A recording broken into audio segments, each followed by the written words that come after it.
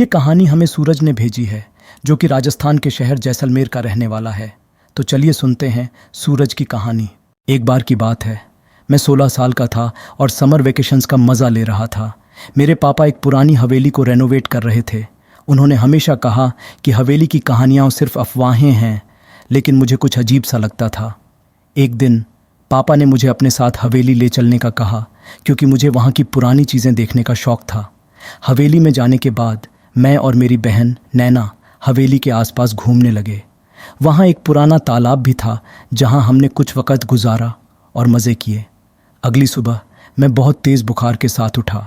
Doctor के पास गए, लेकिन मेडिसिन्स का कोई असर नहीं हो रहा था। बुखार रात को और ज़्यादा बढ़ जाता और दर्द भी बहुत ज़्यादा हो जाता। ये सिलसिला 10-12 दिन तक चलता रहा, लेकिन कोई भी इलाज काम नहीं आया। मेरी माँ बहुत परेशान थी।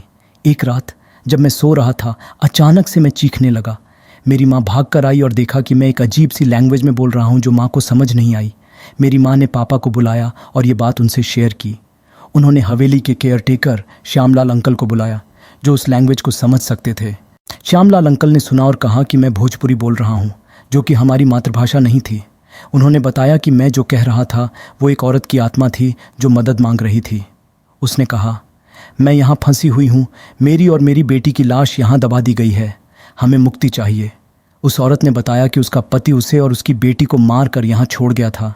उसकी आत्मा शांति चाहती थी। उसने कहा, मुझे और मेरी बेटी को प्रॉपर संस्कार दो और एक छोटी लड़की को शादी के सामान दो, जैसा मैंने अपनी बेटी के लिए सपना देखा था। पापा ने तुरंत मान लिया और प्रॉमिस किया कि वो सब कुछ करेंगे। अगले ही दिन पापा और श्यामलाल अंकल ने हवेली की ज़मीन खोदकर दोनों लाशें निकालीं, पूजा कराई, आग दी और एक छोटी लड़की को कपड़े और शादी का सामान दिया। जब ये सब हो गया, तब रात को मैंने फिर से भोजपुरी में बोला, लेकिन इस बार मैंने कहा, धन्यवाद, अब मेरी आत्मा को शांति मिलेगी। उस दिन के बाद मेरा बुखार बिल्कुल ठीक हो गया और मैं वापस नॉर्मल हो गया। आज भी हम हर साल एक छोटी लड़की को शादी का सामान देते हैं, जैसे उसने कहा था। ये कहानी सुनने के बाद मुझे आत्माओं का डर नहीं लगता, क्योंकि मैंने देखा है कि कुछ आत्माएं सिर्फ शांति और मुक्ति चाहती हैं। तो दोस्तों, ये थी हमारी आज की कहानी। आपको कैसी लगी हमें ज़रूर बताएं। अगर आपके पास भी ऐसी कोई घटना है तो हमें ईमेल करें, हम आपकी घटना पर भी वीडियो बना सकते हैं। हम इंतज़ार कर रहे हैं।